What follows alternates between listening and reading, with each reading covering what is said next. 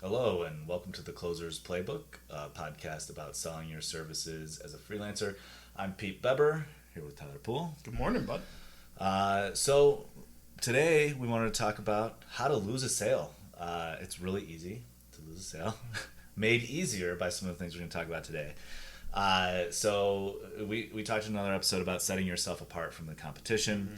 What we're going to talk about here, it sort of relates to that, right? Because a lot of people, we see them doing the things that we're going to talk about. First and foremost, if you haven't listened to it, episode number 22, last week's episode, we talked about some discovery questions or buckets of questions. And I think by not asking those types of questions, that's a good way to just set yourself behind in the process and lose before you've started. Yeah, not doing discovery, rushing through the sales process, especially as a new freelancer. It's really easy to. The sales process is intimidating. It can be scary for people, and by rushing through things, it can. You don't have the information you need to send over a good proposal, make an educated pricing quote, all those things to set yourself up as the person they want to work with. Right. Yeah. You don't appear as a confident provider of your service, even though you may be great at what you do. Yeah. And so just really briefly, I definitely encourage you to go listen to 22. But it is understanding their business and where they fit into that business, understanding what problem they're looking for help resolving, and how is if the level of importance or whether it's a priority or not, and then budget and timeline. Yep. So high level, but we go in detail about it in the last episode. Yeah. So check that out. Tyler, I'm gonna let you take this next one, since I know it's near and dear to your. Yeah. This is probably one of the big reasons that Pete and I started the podcast. We had plenty of conversations about it, and I have lost an embarrassing number of sales because I didn't realize I was doing this wrong. And that's just simply sending pricing without any context of their business. The perfect example, I do a lot of cold emailing. Cold emailing being I get an email address for business XYZ and I offer my services. They have no idea who I am. They have never heard of me before. They didn't give me their email through a contact form or anything. It's me soliciting, basically. And when doing this, about half of my responses as much as half of my responses have sometimes been, "What's your price?" And I literally will get an email back that just says 3 words. Four words. What is your price? What's your price? Yeah, right. There you go. 3 words. I was right. And that could be not just your cold outreach, but if you're on a marketplace, a freelancer marketplace, and they just say, they're just looking for your price, don't give it to them. Right. And I never once got a client when I responded with my price. So that should tell you something right there. And I've got more than a few examples of those types of responses. So very briefly. So what to do instead? What to do instead is I like to say, hey, in order to give you an accurate price, I need to understand more about your business and what you're looking to accomplish. So let's jump on a call. It could be whatever you need. It could be 15 minutes, 30 minutes. Go back and listen to number 22, episode 22, and I sure hope that's the right number. It is. Right? It is. Yeah. Yep. So and listen to the questions to get those discovery questions, and that is going to help you to be able to give a fair price with context. And it's really easy. One of the best ways to do this is to frame your service as custom. I can't give you a price because I need to understand your business better. I need all of my work is done on an individual basis, and so if we start working together, then I need to make sure that my service is a good fit for you. Yeah. So if they're unwilling to jump on a call with you for 15 or 30 minutes so that you can have context around their business, what they're looking to have solved by you, and what their budget and timeline is. You just qualified that person out. Don't waste your time on sending anything over because they're price shopping. They're maybe just looking for the lowest bid possible, and they're not focused on really. Basically, they're trying to luck into a good, cheap resource for solving their problem, as opposed to really taking a measured approach. You're interviewing each other on those calls. Yeah, and if they're not willing to do it, then whatever service you're offering is not a priority to them. Because if it was a priority, they would be willing to spend the time to talk to you. Yeah. Yeah. So we talked about not doing discovery as one way to lose a sale. Now you know what to do from a discovery standpoint. So we didn't lose the sale yet. We're not sending over pricing with no context. So we haven't lost the sale yet now because we're avoiding these things. Next thing, I see this a lot, and it's not necessarily just freelancers, but in sales in general. Actually, the next two, this one and the next one, not setting action items and next steps. Okay. So not every call there's an action item, but oftentimes there is. After that first call, it might just be, hey, now that I have this information, I'm going to go back and I'm going to put together a proposal for you. That's your action item. Maybe you need additional information that they didn't have on the call. So before I can give you my proposal, I need this. So you agree on that or those things as the action items and who's responsible for what. I follow it up in an email. Yep. But before we hang up the phone, I ask, when can you have that to me by? Or I tell them when I expect to have it by, and I like to schedule the next call to review whatever that is, to keep things going right there before we're off the call. Yep. And I like to when setting things like this, a lot of times this will happen. You've had your conversation, you've done your discovery process, and you say, okay, I want to put together a proposal for you. I'll have it over to you by Friday.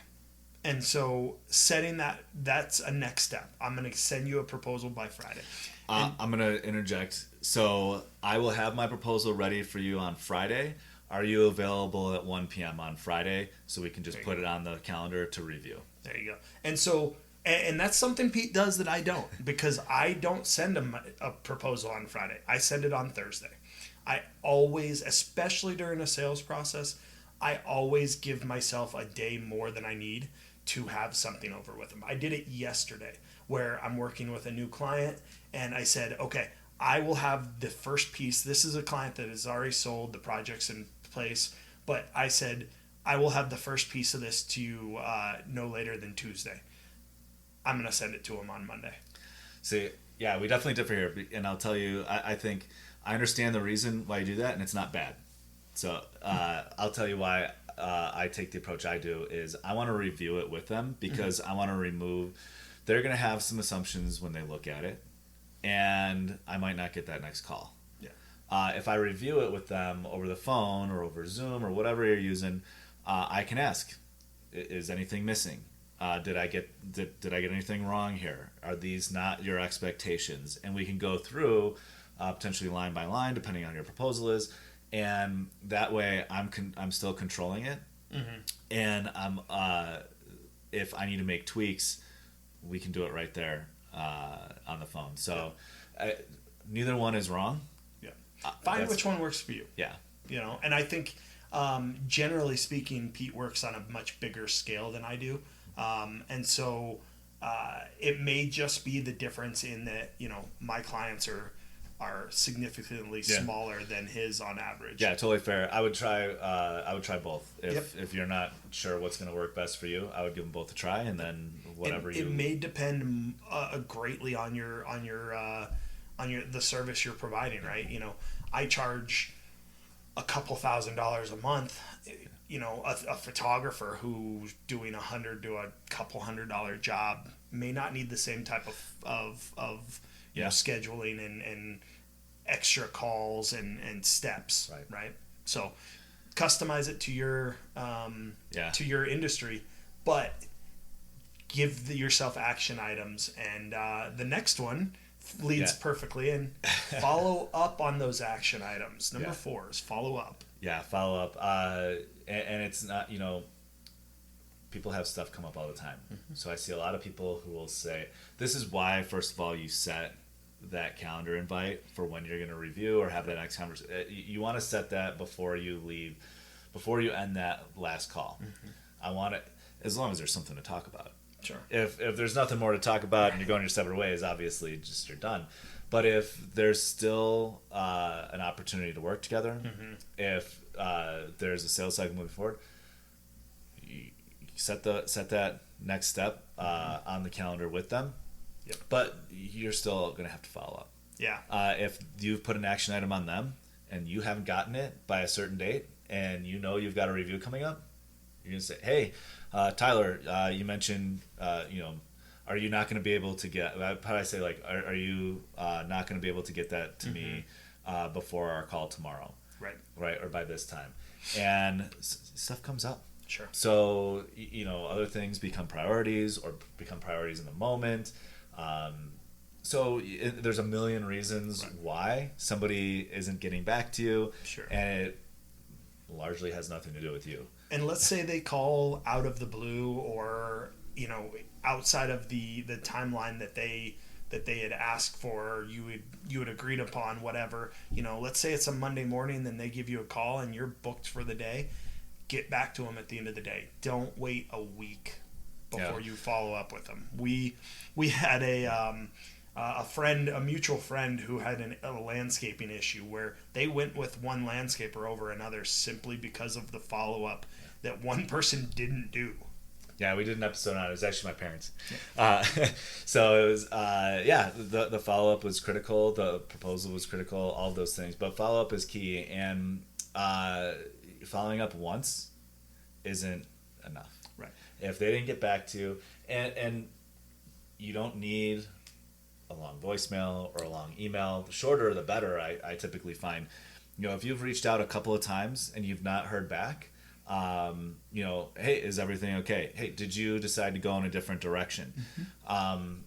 You just want to get an answer. Right. And sometimes, I think I might have mentioned on another podcast, I had built a really good rapport with a woman. We'd had a few calls. Everything was like, moving in the right direction. And then she owed me a little bit of information so that I could get her what she needed. And she hadn't, she said, I said, if I don't hear from you by Monday afternoon, are you against me reaching out? Right. And she was like, no, totally fine. If I don't have it to you by Monday, if you haven't heard from me, reach out. Right. So I did. Crickets. No word back. 2 days later, I was like, what's going on? Couple days later, or I gave it a few more days. I was like, okay, like, who knows, Sure. Peak COVID time. So I gave it a few more days, and when I didn't hear back, I changed the subject line and just said, are you okay? And she immediately responded, was like, I'm so sorry. Because, we had a number of conversations. This isn't something I would do, say to somebody I talked to one time, Sure. Typically. But, she was like, I'm so sorry. Yes, we're still interested. This other thing came up. Is a higher priority right now. Can we talk, in 2 months? And I said, sure, I will reach out to you on this date. And then I did. I set a calendar reminder, and then I did. And things, picked back up. Yep. So I actually like the how are you okay? Because it's something they don't see. It's not another stupid generic. How many emails do you get a day where the email line is like, just checking in? Yeah, or something Don't do stupid that. like that. Don't do that. Are you okay? Whoa. Yeah. That's going to stand out. And maybe you don't want to say that with some random person that you would just talk to, but I'm sure there are 100 other ways to word an email and a title of an email in some way that is going to stand out and going to get you an answer. Yeah, one that we've had good success with, I'm sure I mentioned it in at least one other episode, is did you miss my message below? That's it. Not like, hey, I know you've been busy. It's been how was your weekend? Going to this. Hey, did you miss my message below? If you sent something and you didn't hear back, I've gotten I was given this by somebody else who I work with about a year or so ago, and it's worked really well. Did you miss my message below? And another one, if they are still not responding, is, hey, seems like maybe this isn't a priority. Go ahead and, if that's not the case, let me know. Otherwise, if things change, reach back out. It's a breakup. The one I've been experimenting with lately, and I am not recommending this, I just find it funny, is, am I being a pest? ... And I've gotten some answers from it. So I actually like that. Yeah, it's kind of funny. I'm not recommending it. I don't have proven results. I'm recommending it. Okay, it's different, and it's owning like, hey, maybe I'm stepping out of bounds here or over a line. Just let me know. I'm asking so you can tell me. I like it. All right. But if after you haven't heard back a number of times of reaching out. A breakup email, a lot of times we like to call it, is, hey, looks like maybe there's nothing here after all, or priorities have shifted. If things change, reach back out. But I'm not gonna. You're basically saying, like, I'm not gonna reach out anymore. Yep. So I think that's a good time to move on to our last one. Well, what is our? Yeah, so I want you to take this one because you brought it up. Okay. So you go for it. Right. The last one's oversharing, and this is something that I don't think most of us think of, but it's been top of my mind lately. I've always had, as a freelancer who works, I'm a solo entrepreneur. I don't work with a whole lot of other people. I definitely don't work on a team. And so I've always wondered how I should approach the conversation around how many other clients I have. I get asked all the time, can you take on this workload? What are your other clients doing? A lot of my clients know that I have other clients, but I don't like to talk about them much. And I actually just had a conversation with a potential client where he was like, I don't remember what I had asked him, but he was like, I was just talking to somebody and they were talking crap about every single one of their clients. They were, this client does this and I don't want you to do this. And I want to avoid this because I'm having problems with another one of my clients about this. And he rambled for 5 minutes telling me how much this freelancer had just crapped on all of his clients. And guess what? That freelancer didn't get the gig. So no surprise there. Yeah.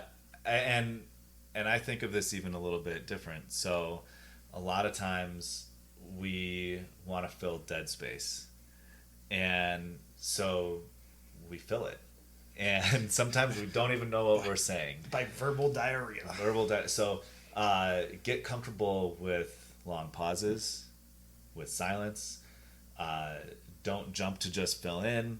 Don't jump to just like, okay, I need to talk about, what I did this weekend, and maybe it's not like a work appropriate sort of topic. I had I don't remember who it was, but I probably do, but I won't say her name. But in the medical field, like, just because I'm a doctor or just because I'm a nurse doesn't mean I want to hear about your last surgery or some problem that you have. Right. So people can jump in. I think I'm guilty of it. I've probably rambled on right now and on other podcasts. Get comfortable with some silence. Sure. And try to I guess not just, what do you call it, verbal diarrhea all over your customers, your prospects. Right. And don't badmouth your clients or even competitors. Sure. You don't do it. Yeah. I like to, anytime I'm on a sales call, I like to take a stance of, I want to do 80% listening, 20% talking. Oh yeah. let them tell you that you're going to get so much more information by letting them talk. And sometimes when you ask a question, to your point about Dead Space, it, especially like when we talk about like a budget or a timeline, or like that's a hard question to answer for most people. It's a hard question to talk about money in general. And so ask your question and then stop. Yeah. And the next word that's said they need to say it. And it's a powerful thing because they're going to want to fill the space too. And by you letting them fill the space, a lot of times you'll get information you wouldn't otherwise. Yeah, if you get super uncomfortable because it's been many seconds that have passed by, you say, hey, take as much time as you need to think about it. Yeah. And then more silence. Yep. So, all right. Let's, I think it's a good place to stop. Yep. So go back and listen to episode 22 if you haven't. Number one way, or not in any particular order, but the first thing we talked about was not doing your discovery. Second is just blindly sending over your pricing. No context to it. Never had a conversation. My favorite. Here's my pricing. Yeah. Action items and next steps. Mm-hmm. Call those out. Make sure everybody knows who's responsible for what, and schedule the next call, next meeting before you get off the last. And then follow up with that. Mm-hmm. Follow up. And then the last one is stop oversharing. Shut up. So great. Appreciate you listening to the end. If you liked it, please. If you made it this far, you obviously liked it. So hit that thumbs up. Subscribe, do the things. And if you know of anybody else who might find this or other episodes that we've done valuable, please share. Yeah. And we'll be back next week. Thanks. Have a good one.